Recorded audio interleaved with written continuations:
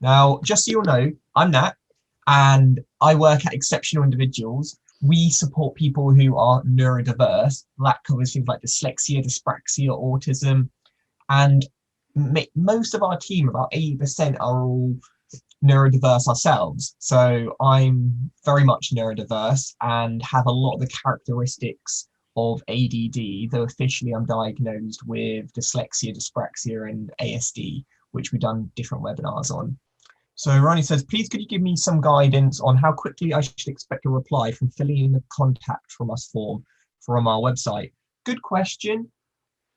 It depends on if you're looking for a workplace needs assessment, normally like 5 to 7 days at max. If it's a general inquiry to the admin box, I'll be honest with you, takes some time. So at the end of the presentation, you can just email me directly if it's really important. So it's just nat@exceptionalindividuals.com. Now, for those of you who don't know, like I said, we work across a spectrum and neurodiversity is huge. The most common ones which we specialize in is dyslexia, dyspraxia, autism, and ADHD. Why? Just because they're the most common and they're a good kind of entry point to get people talking about it.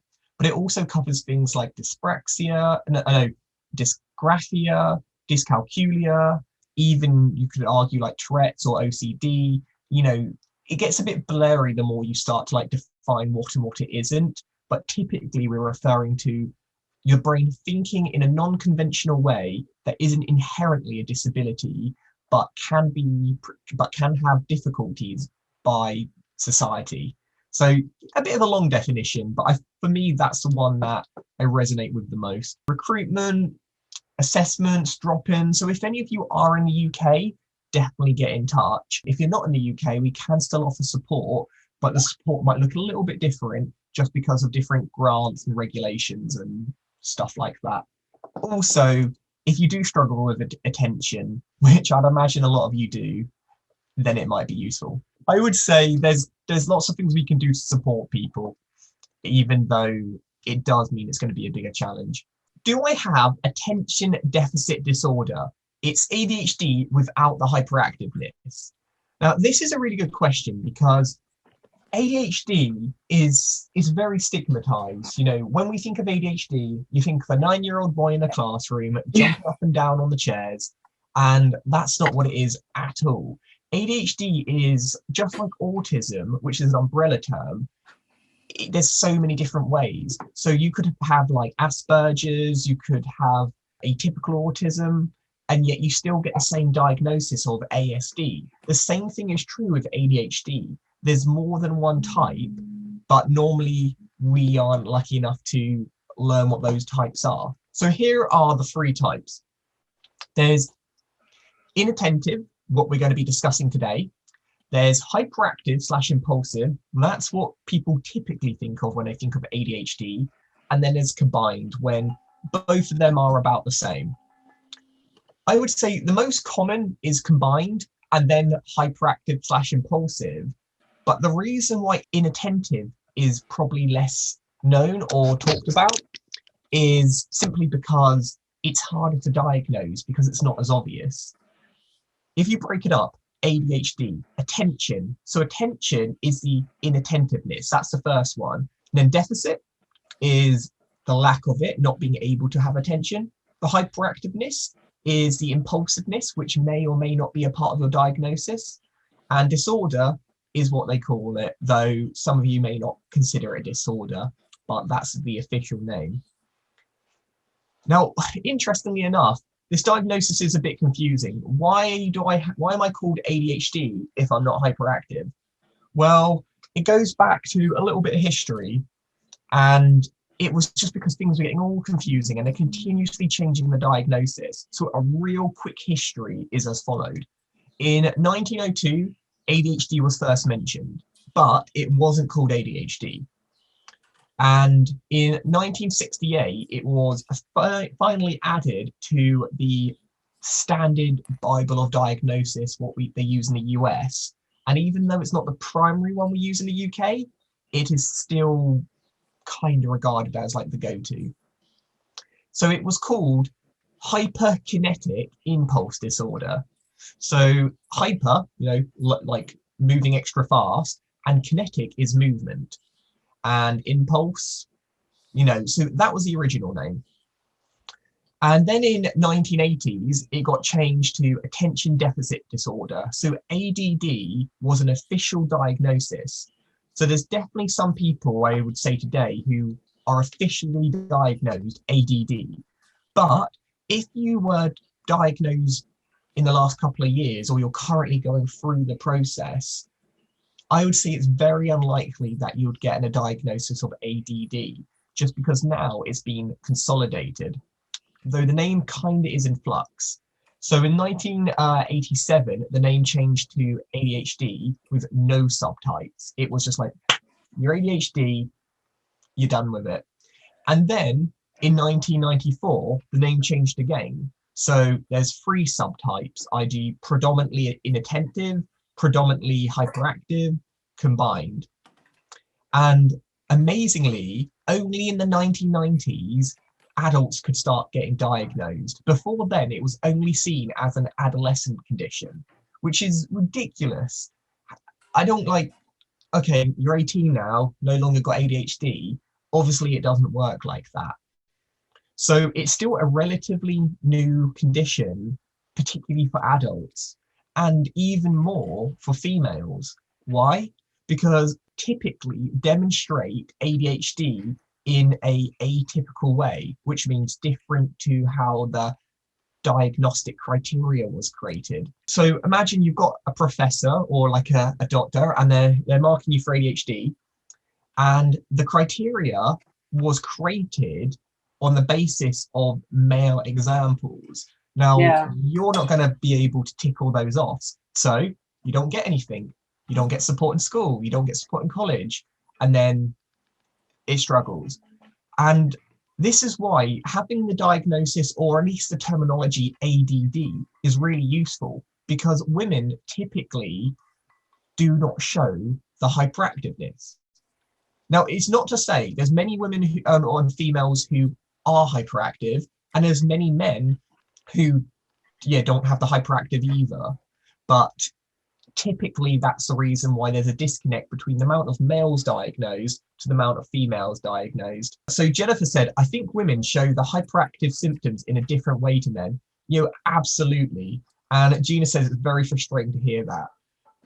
I mean, even though we were talking about it today and we know about it, there's still so much misinformation.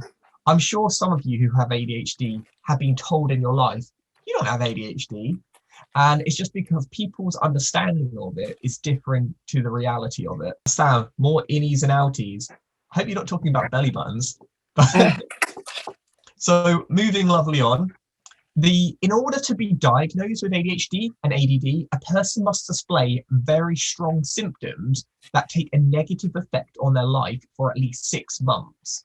So to put this in perspective, to get a diagnosis of ADHD, you're probably looking at a couple of years of doctors monitoring your habits and mannerisms, because we all go through periods of inattentiveness and hyperactiveness, but that doesn't mean you have ADHD. So if you've got a friend who's just twitching or heads in the cloud, and people say, oh, you're a bit ADHD, that's so wrong, because that's not what it is. It's like saying someone who's feeling a little down one day has depression. Depressed and depression are different. One's a medical condition, the other one's an emotion. So this is why it takes some time. Interestingly, though more children are diagnosed with ADHD, it's actually easier to get diagnosed as an adult in terms of the criteria. So I can't remember the exact statistics, but it's around this, so don't quote me completely, but I think it's about, you've got to have 12 things on a tick list as a child, but as an adult, I think it goes down to 7 or 8. So the things that doctors are looking for goes down, but getting the place where you can get assessed becomes a lot more challenging. Like the NHS, as good as it is, doesn't like giving these things out willy-nilly. So if you are lucky enough to have an assessment, even if it's private, consider yourself very fortunate. So while we're going through these things today, always ask yourself, is this how I am with the last 6 months plus? Do not just answer it for today. So the first one is, Do you have trouble wrapping up a project once the challenging parts have been done? So you're like 99% done, but the last percent, you're like, meh. And this is quite a common one for those with ADD or ADHD. I will be using those terms relatively interchangeably today, just so you're aware. And it's because, like, okay, the brain finds things interesting, and the interesting part is always kind of like the build up, the process. The wrapping up bit is when you lose complete interest. Take it for, you know, when you've got a holiday planned. I'm so excited to go to Spain, particularly after lockdown. And it's been proven that in terms of excitement, the planning to go is more exciting than the actual going. Don't get me wrong, it's still nice to chill on a beach, but it's not as rewarding. Or maybe when you look at a really nice chocolate cake and you're like, I want that so much. Eating it's great, but it's not as great as that moment just before you're about to eat it. And this kind of relates to ADHD quite a lot, where the brain is more stimulated either before or during, kind of like getting excited about the idea of doing it. And then once you've kind of wrapped it up, you're ready to move on to the next thing. Yeah, Victoria, the before is always better. So that's the first one. The second one is, when prioritizing work, what order would you choose? Number one means it would be your first priority, and 4 would be your least priority. Jennifer says, I get excited about doing stuff. I never even start as well as not finish other stuff. Yeah, I mean, you and me both. So on this, would you create a list first? Would you separate the urgent from the important? Rank the daily tasks by priority? Do your most important work first? There really isn't a right or wrong answer for this, but typically you'll find those with ADD and ADHD will prioritize very different compared to the average population. And it's kind of like, another good way of describing it is, do you remember when you were like in school and you used to have like packed lunches at the table, and you'd have maybe like a sandwich and a chocolate bar, and you'd eat your chocolate bar first and then you eat your sandwich, and you'd always get told off for it, eat your proper sandwich first, then have the dessert. And ultimately, it doesn't make a difference what order you eat it in, but people like to determine the order. I try to plan and create lists, but it depends on the day. Some days easier than others. I feel very conflicted about what to do, answer what is the right one, etc. Yeah, sometimes you can be like, I just don't know which one I do. And some of you might play all your day planning, but then and never actually get to the delivery. That's something I do. When I realized I could like color code all my folders and things, I spent so long doing that I actually never did any other work. But I would say this list, what most of you put it in, is actually pretty accurate. Natalie doesn't really plan, just dive in. Yeah, I think sometimes that's the best way, because procrastination is a real thing. And hopefully you're starting to see the theme of what I'm doing today. I'm going to be doing different examples to help you understand in real life terms what people are looking for when they are diagnosing you or doing the assessments. So for this one, what time is your next appointment? So maybe look on your calendar or whatever, like, do you know when your next meeting is, your next phone call, the next time you actually have to do something? Still need to book. Perfect answer. Yes, Ali, driving is a good description. I've never planned, struggle to plan and get a mess done. Nice. So why did I ask, when is your next appointment? And it's because the brain, with those who do not have ADHD or ADD, it's more easier to see the future. And you might be continuously thinking about what comes next while still being able to focus on the present. But with ADHD, it's quite difficult to do the task you're doing and think about the future without getting distracted and want to move along. So the reason why, and I think today has demonstrated it perfectly, that people with ADD tend to, correct me if you think I'm speaking out of term here, tend to be late for meetings.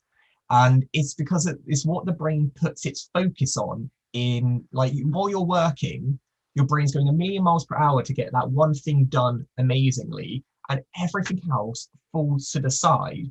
But when your brain's focus has shifted to the next thing, the other thing's redundant. You're not going to go back to it later. Not really.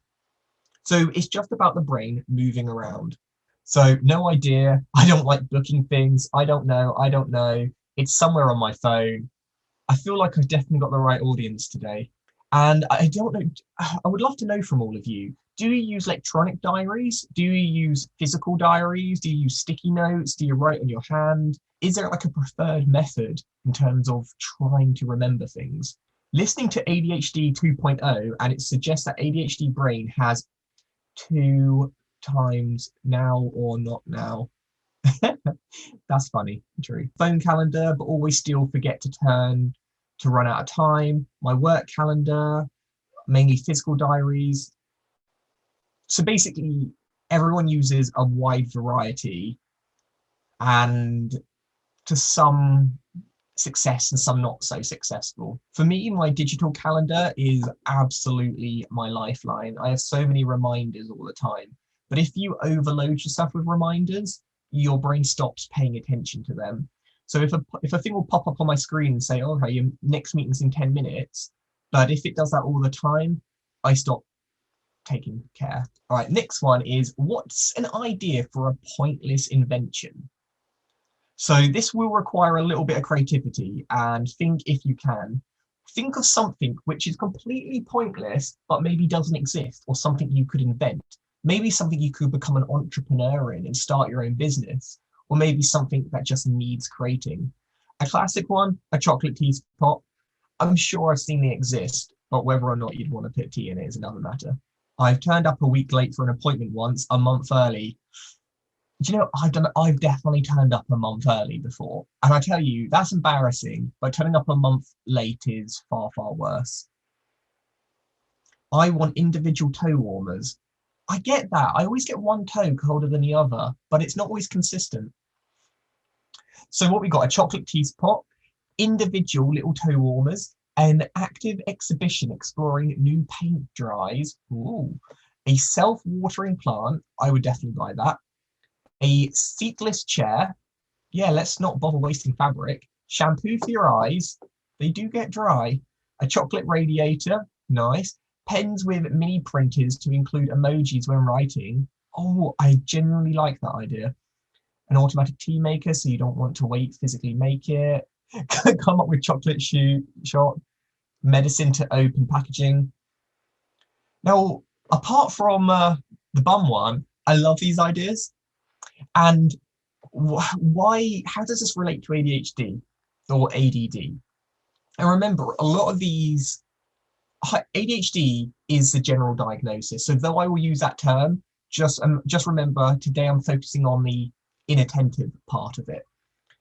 Now, I know so many people with ADD who are amazing thinkers, so innovative, so creative, and they have come up with so many great ideas. And how do you know if you're a person with ADHD? You tend to be more creative.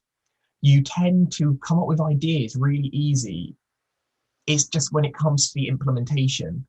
One of my friends, they are continuously coming up with an amazing ideas that I 100% believe would make great businesses. But the fact they struggle to get the motivation to take that idea forward before they come up with a new idea is one of the main reasons why they haven't been able to start their own business yet.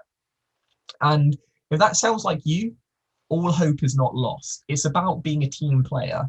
So working with someone who complements your skills. So someone who is super organized, someone who is good at like the operation side.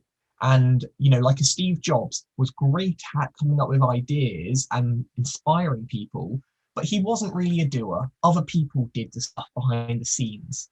So a lot of the time, the best bit of advice is collaboration, which is easier said than done.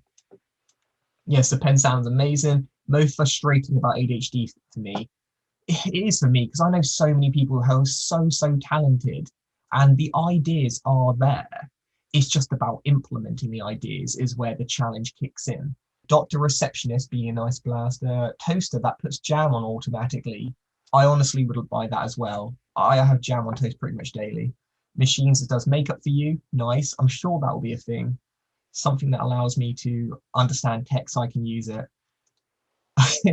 Yeah, that would be useful. I would say Macs are pretty good on that, but they're still not perfect. Anna has said sometimes at work, They expect individual work, full ownership, which is challenging. Yeah, and this when it comes down to workplace reasonable adjustments, understanding that we all think different and certain decisions can negatively impact those around us. How do you procrastinate?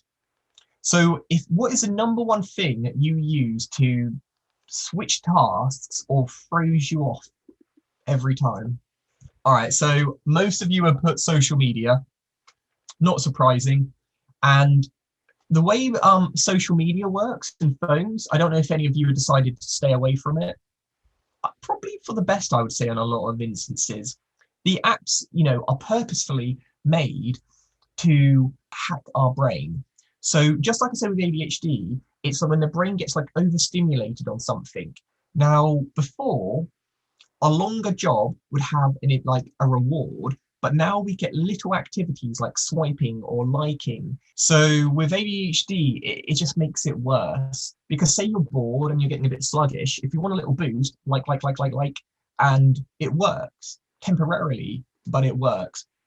And I don't want to go into too much detail, but there is a correlation between drug abuse and ADHD, and it's for the exact same reason. The brain likes to be stimulated. So if you're able to hack the brain, it will latch onto it. So whether it's drugs, alcohol, social media, like it could be anything, but the idea of kind of getting addicted to something which gives a bit of a reward is unfortunately really common, and definitely something to know that as someone who has ADD, you are more prone to addiction. So try and limit yourself to exposure if possible. So yeah, dopamine is the happy chemical. Helen, I hate that I waste so much time on social media, try not to spend too long scrolling, very scripted to an intermediate feel-good buzz, very susceptible. Yeah. So all the others are really, really common. And I think it's about realizing that if someone who is more prone to this, maybe limit yourself. I know on Instagram, I think there's in the settings, you can limit how much of the day you spend on the platform. So you can actually put like a block, or there's other apps you can go that can limit your time on certain websites. I would say though, that's only so good because I always find a way of unblocking myself from it. And there are certain apps which can allow you to be like really strict. Like if you say after an hour, turn off my phone, and there's no way to turn it back on, it's great. But then in an emergency, not so great. Agreed. I'm not on a regular drink or alcohol, and since working from home, I've attached of having a drink weekly. I stopped because I realized it was turning into a habit. Lol. Yeah. To be honest, I don't drink at all anymore, just because it's a slippery slope. I never got to a bad place, but you can see yourself sliding, and acknowledging that is a big part of help. This is a really tricky question, by the way, and all of these do relate to one of the official ways of diagnosing ADD. So I want you to look at this image and count the amount of threes you are able to see, and keep it in your head, and I will reveal the answer next. If any of you get this right, I'll be pretty impressed, by the way, because I found this really difficult when I first did it. Oh, very, very mixed. The correct answer is 19, and I saw that some of you got that, which is very impressive if you did. So if you can see, there's a 3 up in the top. There's 1, 2, 3, 4, 5, 6, 7, 8, 9, 10, 11, 12, 13, 14, 15, 16, 17, 18, 19. Yeah, 19 I count. And immediately you could argue that there's a 3 there, but it's depending how you read the question. Forgot the name. Don't. And this is a really common one, again, of ADD. So attention deficit. What does it mean? It means that you might not always look at the finer details. So, people say, oh, people with dyslexia are really good at seeing the final details. Well, ADHD can actually be the opposite sometimes, where you'll be able to see it at face value. And before you're able to look deeper, you've already kind of got distracted. Where like books like Where's Wally might have not been your favorite books, or in games where you have like the main mission and there's lots of little like mini jobs afterwards, you might not even bother wanting to get to 100% because for you've completed it. On here, you've counted 1 free. Oh no, 2 frees. So for you, job done. and your brain moves on. Remember, none of these things are inherently a negative thing, not at all, but it depends on the type of work, and how you do the work determines on whether it's a strength or a weakness. So in our very neurotypical world, people would consider it a disadvantage. But if you're able to tweak your working style, if you're fortunate enough to have that flexibility, it definitely can be a strength. So I just really want to hit home that I'm not kind of pinpointing all the things you can't do. I'm pointing examples of when your brain might not work to its advantage, depending on which method you choose to look at something, if that makes sense. Shakira, hopefully I pronounced that right. Yeah, that's what I did the first time. Then I realized the whole screen to look at. Yeah, perfect. Thinking outside of the box. And again, yes, your brain might automatically look at the image as like one flat thing, but because you know that your brain will do that, you can then make sure you put extra effort into looking where you know you typically make mistakes. As someone who is dyslexic, I'm very, very prone to spelling mistakes and grammar. And I can't change that, but what I can change is knowing that I'm going to make mistakes and then being extra careful when like reviewing. It's not 100% method, but it is definitely gets a lot of the mistakes. Okay, Chinina, sorry. Question: is there any website that you can test if you have ADHD or ADD and receive the results? There is, in fact. On Exceptional Individuals website, if you click on the neurodiversity tab and then there's ADHD, it's not, just to clarify, it's not a scientific test. What it is we got the way that doctors diagnose people with ADHD, and we simplified it to its bare minimum. And the goal of that test is to give you an idea on whether it would be worthwhile getting an official diagnosis, just because it can be expensive if you go private. So that's the goal of it. And there are other ones online, which you don't have to go to our website, you can go to others, but just bear in mind, they're just characteristics. So do you demonstrate characteristics which are similar to those who have been diagnosed with ADHD? Because I get so many people saying, your test said I have ADHD. No, it didn't say that. It said you have characteristics. Time makes such a difference for me. If you gave people a time limit, I think more people would make mistakes / overlook the freeze 100%. So Sam, on your point there about time, when people say, oh, do you need extra time? And you might think, oh, I don't need extra time, take it. Because it's not about being slow. Sometimes it's about how your brain overlooks things. So having extra time will give you time to like do, say, the exam or test, and then go back to it and redo it. Whenever I listen to audiobooks, I listen to it and then I listen to it again, just because there's bound to be things that I didn't catch or I didn't think about. Or maybe, do you ever have it when you're having a conversation with someone, they said something which is maybe a bit odd or interesting, and you focus on that word, and then they continue to talk, and by the time you're ready to move on, you've kind of skipped the bit in the middle. And it's quite common. It's what is another really good example is, do you ever like watch videos on YouTube or other platforms when it started to buffer, and to catch up it goes really, really fast, like, and then it just kind of like speeds up to get to the place. You are still technically watching the same amount of content as everyone else, but it's sped up in between. I'm probably losing you now, but it's kind of how the brain works. It's not that you're receiving less information, it's that it puts different emphasis and focus on different parts. Sam, I watch YouTube on fast speed to hold my attention. I do the exact same thing. On Audible, I listen to all my audiobooks on the setting 2, which is like double speed. Jennifer, totally agree, Nat. Fixed on an accent or the way someone said something, or that they say something and it reminds me of a song. Yep, and you get distracted. Same here. I don't like audiobooks, not the same feeling than reading a book. Yes, fast speed YouTube, helpful. I'm so glad I'm not the only one on that. Not like I can concentrate on videos 100% either, but it's a bit easier because the videos and audio to hold my attention. And that's the thing. If you know that your brain gets bored, the more things that are stimulating it, the more things that can help you hold your attention.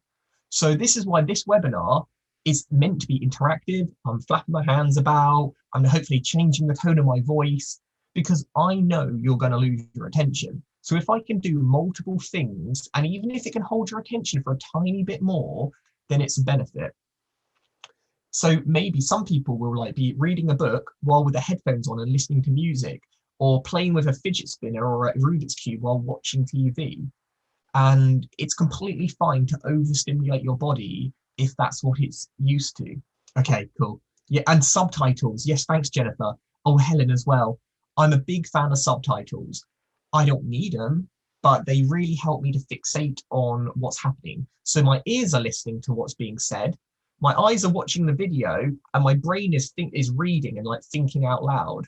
So it's just multiple stimulations. So this one is, do you have difficulty keeping attention when you are doing boring work? I missed a space there.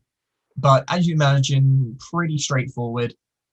Boring work is very difficult for those with ADHD. And this relates very strongly to why a lot of people with ADD tend to be their own boss, or unfortunately unemployed. It can go either way.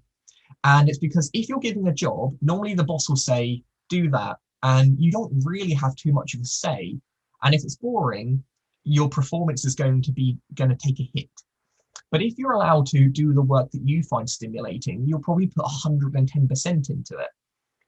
And what I would say, if you aren't in a position to be your own boss, I would say you've got to be able to talk confidently with your employer and let them know how you work. You are not saying by any means that you're not willing to do the boring work, but if they allow you to do a work which you genuinely find interesting to begin with, not only you, but they will get far better results. Even though I have autism rather than ADD, ADHD, I still find it hard to focus my attention on boring, repetitive, and mundane tasks. Thanks, April. With neurodiversity, it all blends into one. So if some of you have one condition, one has a disorder, one has, different way of thinking, I don't find it too useful to really label things. And I know that might seem a bit, why are you doing this webinar then? I think the labels are a really good starting point, but I think after then, it's more about understanding how you think and not to limit yourself just because a bit of paper said, this is what you think like. All right, now I want you to watch this video and I'm going to try and make it as loud as possible. So excuse me if it's not. I just want you to watch it, that's all. So let's look at some presentation principles. One of the first principles we need to look at is people these days are overwhelmed with information. That means that we have to ensure that what we present is clear, not too fast, so people get an opportunity to take on board the information and we don't rush them. Remember, people do have... All right, I'll stop that now because torture. Now, what was this video about? Presentation skills? Well, if it was, he wasn't very good at it. I have no idea. Presentation, I don't know. Presentation techniques. Yeah, so a lot of you got it. Who cares? And again, some of you might be interested in presentation skills, but the delivery of that person wasn't interesting, wasn't engaging, and traditionally, you as the person who found it inattentive, just wasn't engaged, would be the person in the wrong. Why can't you focus? Why can't you concentrate? Just sit still for 5 minutes. And I think now we're realizing that it was his fault. He wasn't interesting. His voice was very monotone. The lights were dimmed. The presentation was boring. It didn't have adorable gifts like we've got at the moment. And that's a typical sign of ADHD. It's not that the subject is necessarily boring. It's normally about the delivery style. You think with social media, you scroll, stimulate, stimulate, stimulate, stimulate, dopamine, dopamine, dopamine. Thank you all. And great. But with this, you could be talking about like PlayStation 5, which I really was interested in. But if you're like talking really dull, it doesn't matter how interesting the subject is. Attention span, irony, I don't have a single word, who cares? No idea. Oh, actually, I had this tutor who liked to dim the lights during class. Half the class, whether neurodiverse or not, fell asleep during his monotones. I honestly fell asleep so much in lectures. There's even a photo of me just kind of like flat out asleep at like the very front of the class. And I'm not trying to be rude. It's not like I felt really guilty, but ultimately, if you're not kind of like stimulating me and like pumping endorphins into my head, I'm going to switch off. So when did you last lose your keys or wallet? Are they currently lost? Mine are. Was it this week? Warm, dark rooms. I don't know about you. I can't watch a film in the dark without falling asleep. Like it's impossible. I am such a movie nerd, but I genuinely fall asleep nearly 100% of the time when I watch a movie in the dark. There's just not enough keeping my body active. Okay, most people here. Losing things again is really important, and that's to do with how the brain retains information. So you've got like your long term and short term.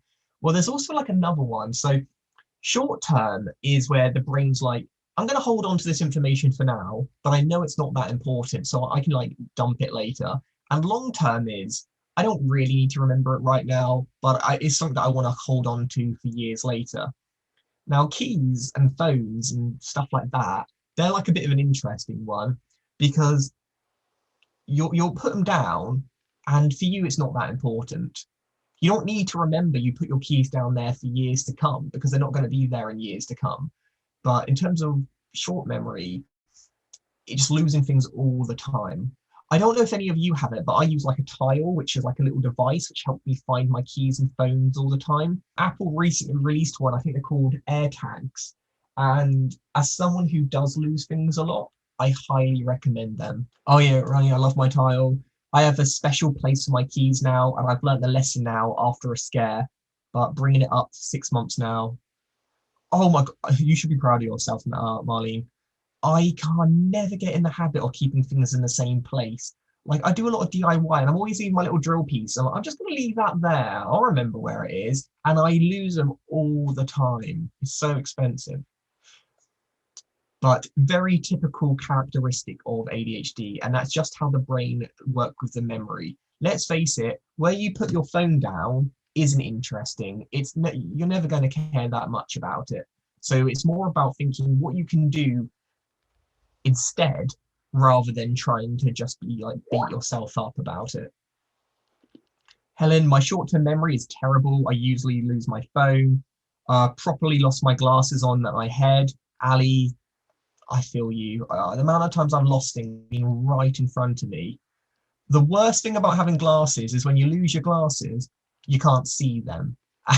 And I get that so much. Yeah, and pain is real.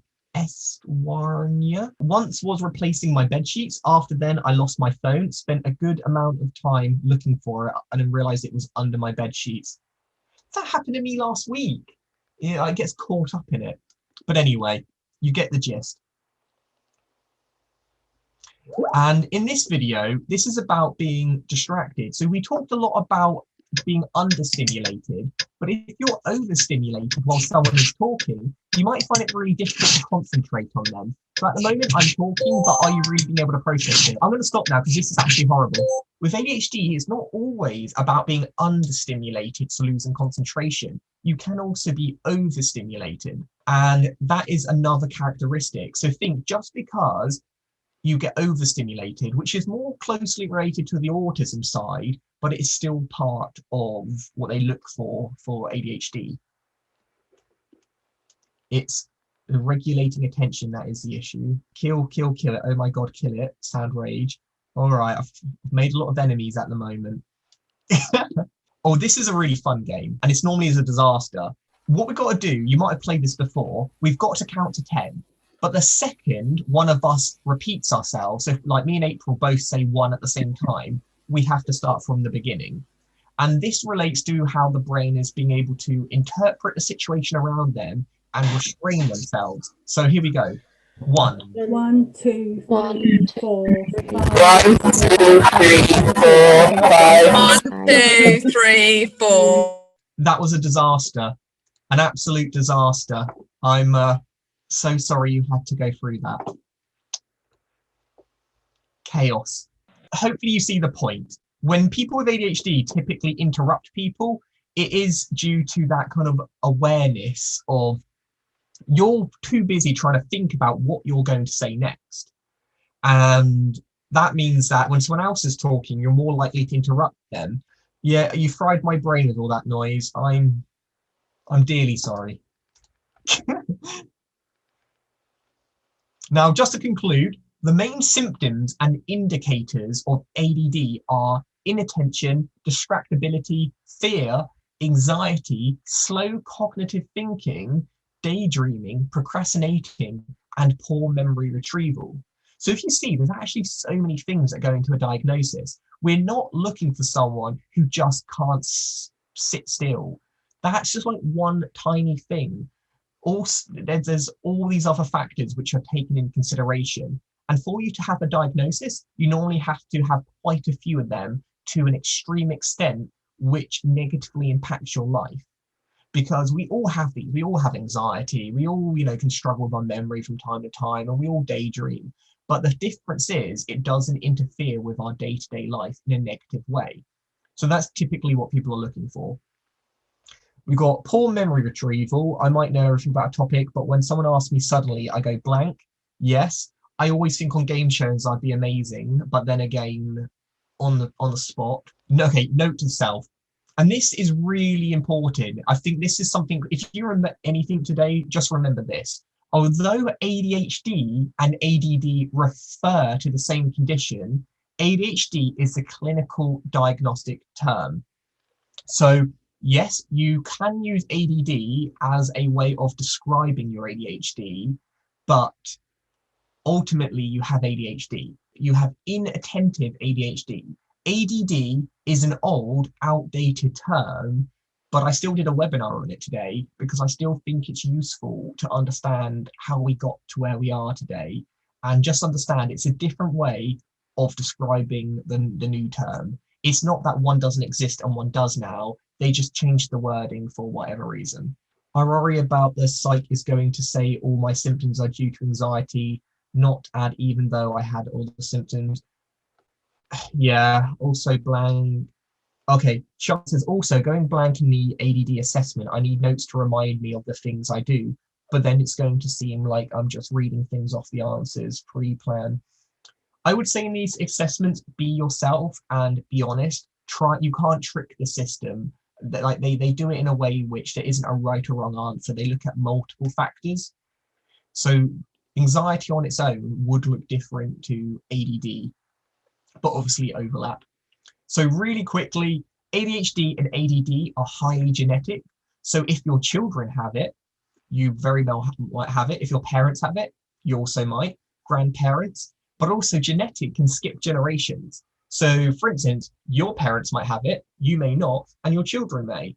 It's not always like linear. ADD can affect school, work, relationships, driving. It really can affect every area of your life. Anxiety, depression, and sleep disorders sadly also co-occur with ADHD very often.